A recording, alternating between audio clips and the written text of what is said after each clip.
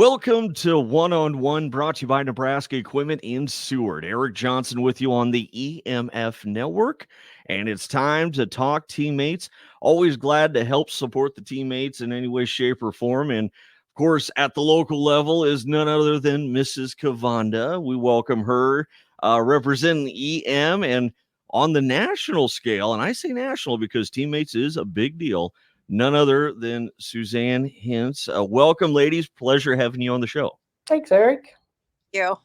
Yeah. So, Suzanne, of course, she's probably new to this. The EMF network is a local network specializing in spotlighting students and student athletes. And of course, one of the big things that we want to do at getting to work with Hannah at the time too was promoting teammates. And so, wanted you to come on and talk about, of course, the big need right now is the need for more mentors. And I guess the floor is yours.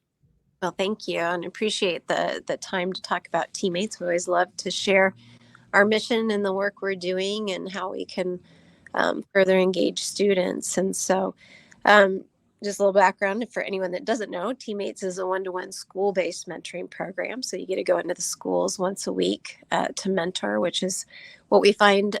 People tell us it's an easy volunteer experience from that way because it's very structured and focused. And we currently have over 9,000 matches meeting across a 5-state region, and which is a great thing to have. But our biggest challenge is more students wanting mentors than we actually have volunteers. And so a big push we have is always just letting people know there's kids out there waiting and wanting mentors, and they're just looking for that one-to-one time to talk, play games, go shoot hoops in the gym, whatever it might be, just in a little extra time and attention.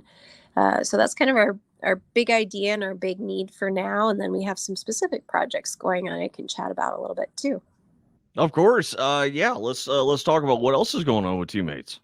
Sure. So we have a new initiative. It's called Read Nebraska, and it's through the Department of Economic Development. And the goal, there's really two goals of the overall effort. And one is to expand the number of mentoring partnerships across the state of Nebraska. And then the second is to improve literacy. So coming off of COVID, you can imagine our kiddos that are now 3rd, 4th, 5th graders, they were in that kindergarten, 1st, 2nd grade year and missed out on a lot of the normal kind of literary opportunities through the schools. So we're seeing nationwide that the 3rd, 4th, 5th graders are a little bit behind in reading proficiency. And so one concept to help that is certainly a mentoring relationship coming in, focusing on their strengths, but also just saying, hey, what do you love to read? Let's look at some books, and then incorporating that into their normal mentoring time in a very developmental way. We don't expect mentors to know phonetics or anything like that, but just very simply kind of supporting them through their literacy journey in a broad sense. And so we're looking specifically for 800 new mentors to be matched up with students in that 3rd through 5th grade across the state of Nebraska. And we're very excited about the project. We've already had a great response. Volunteers are looking for something specific and identifiable to do. And so that provides that platform. So we would encourage anyone that's interested to talk to us, and we'd love to chat more about that opportunity. I'm just glad because Where the Wild Things Are, my go-to, my jam. But nevertheless, that's a great idea because let's be honest, we all had to get back into that normal setting. And the kids obviously took a heavy burden on that. And Denice, you probably can relate to that at the school level too. And the need for mentors. You had a passion to get that going, and this year you had something special. You were able to accomplish something big. Tell us a little bit about that. Yeah, we are really excited how our year has gone. We started back in 2018, survived the pandemic, and continued to grow. Last year we had 16 matches. This year we have 30 matches. So we have just like catapulted. And it's so fun for me in our office suite. There will be noon hours when Jenga things are falling, and people are saying, no, that was mine, and Uno was going. And it just makes my heart happy when I hear all of the groups that are getting together. My mentee, on the other hand, is beating me horribly in Uno right now. So I'm practicing so that before I retire, I can actually beat her for once. But yeah, we had a group of men, one of them being Eric, that stepped up this year, because that's, I know across the board, that's the shortage, is that male mentor. And um, I was fortunate, and right now we have every student that wanted to be in it is matched. And 30 matches for a school our size, I mean, we have class sizes of 10. So 30 is a big match. And it's because we got those males. I have a few female mentors that are not matched, but that will change in the spring. That is awesome. And of course, yeah, speak truly. I know, Suzanne, I was nominated by Demo, and of course Denice kind of followed through with the 1-2, and I got to be on there, and I got to text Demo and tell him the big news, and he was all tickled about it, and rightfully so.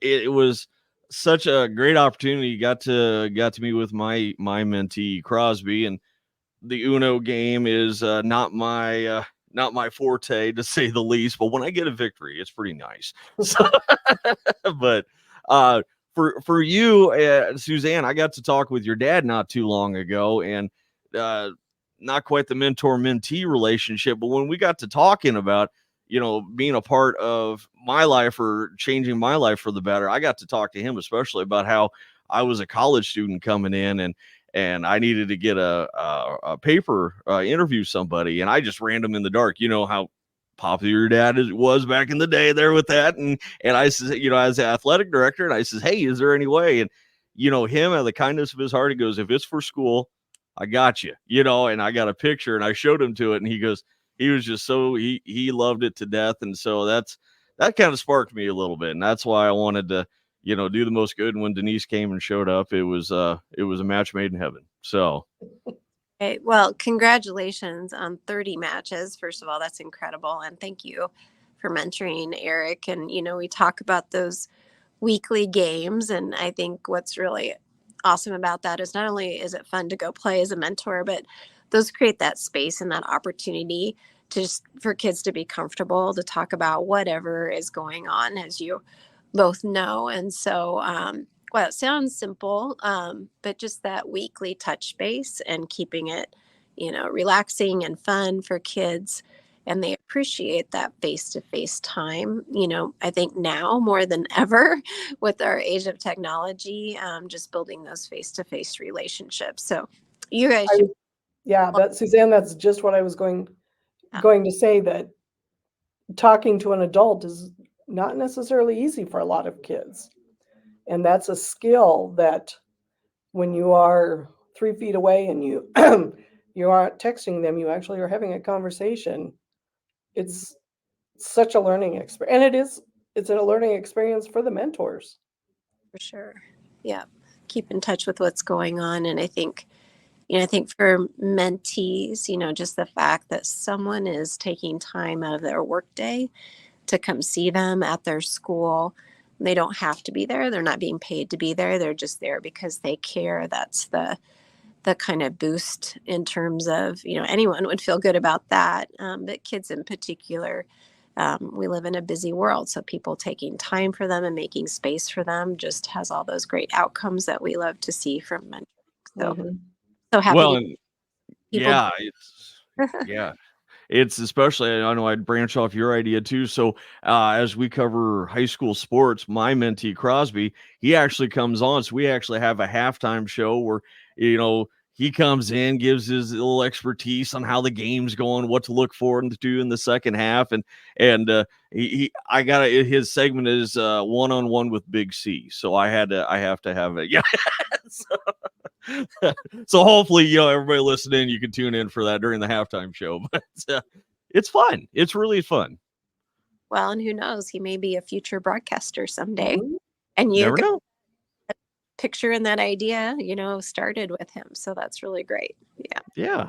We're talking here with Suzanne Hince and Denice Kovanda here, representing teammates both on a larger scale and at Exeter Milligan here on one-on-one. And Suzanne, looking forward with this coming year, how is everything with teammates looking? What numbers increasing? I mean, how overall, you guys cover a wide area and a lot to talk about with teammates, but overall, what are we looking forward to this year?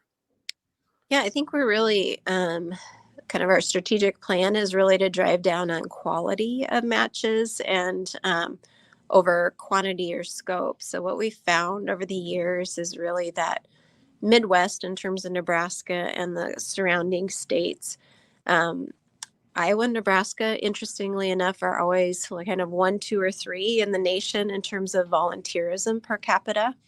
So we know that people love to volunteer in the Midwest and in the states that we're in. And then second to that is philanthropy. And I would argue, probably percentage wise, people are just as generous with their money as they are with their time. Mhm.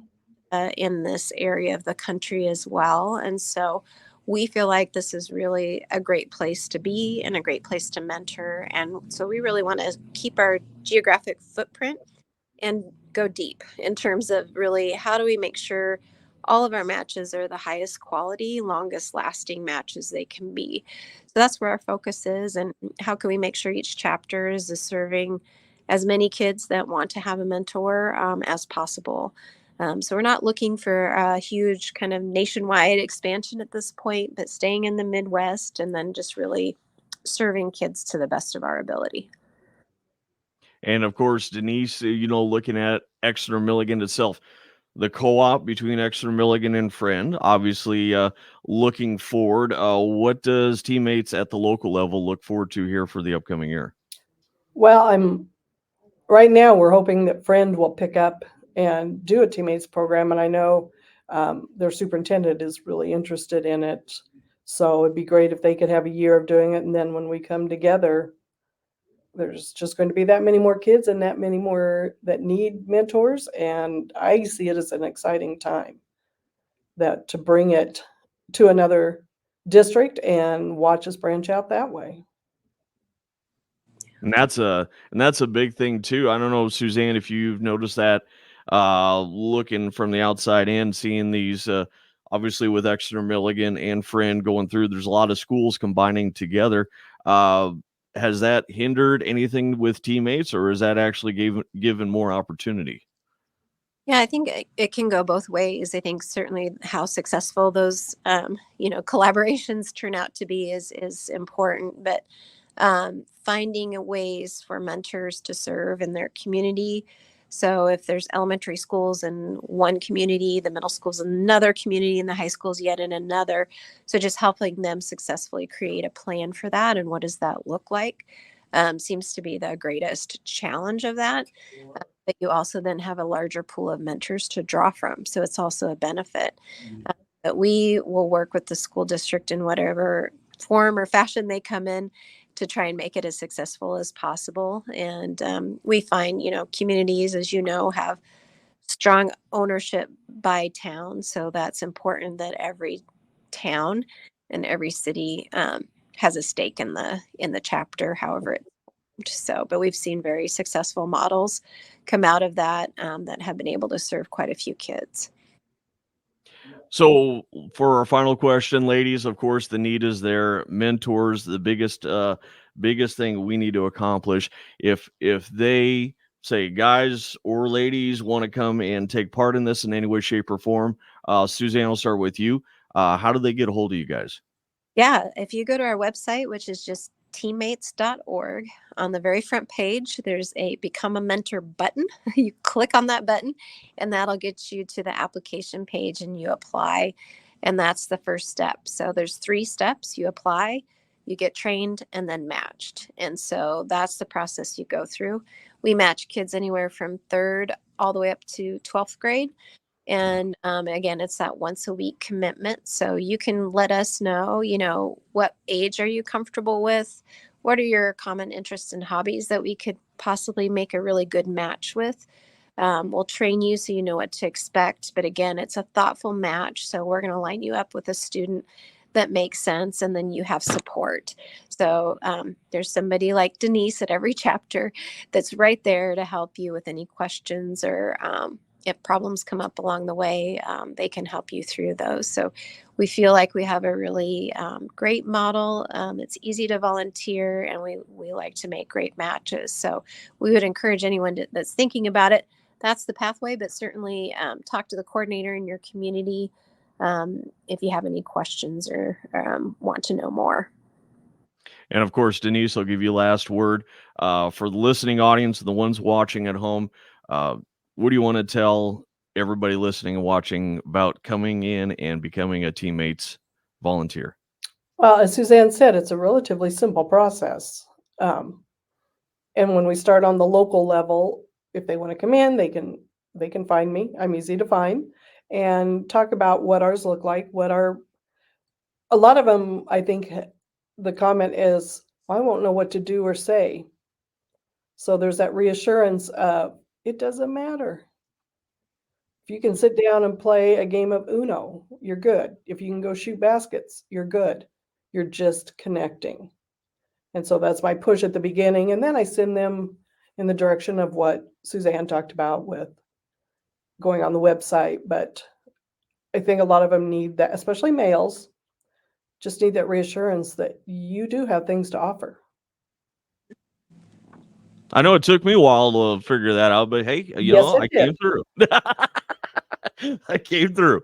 But, ladies and gentlemen, the need is there. If you can help out, a mentee, in your local area, if you want to help out donation-wise, please, teammates.org for more information, and contact either, at the larger level with Suzanne and Des Moines Adams, or local level at Exeter Milligan Schools. They'll be glad to help you out. Suzanne, Denice, thank you guys so much for joining me, and hope to many more, and let's increase the numbers. So let's have more positive coming out.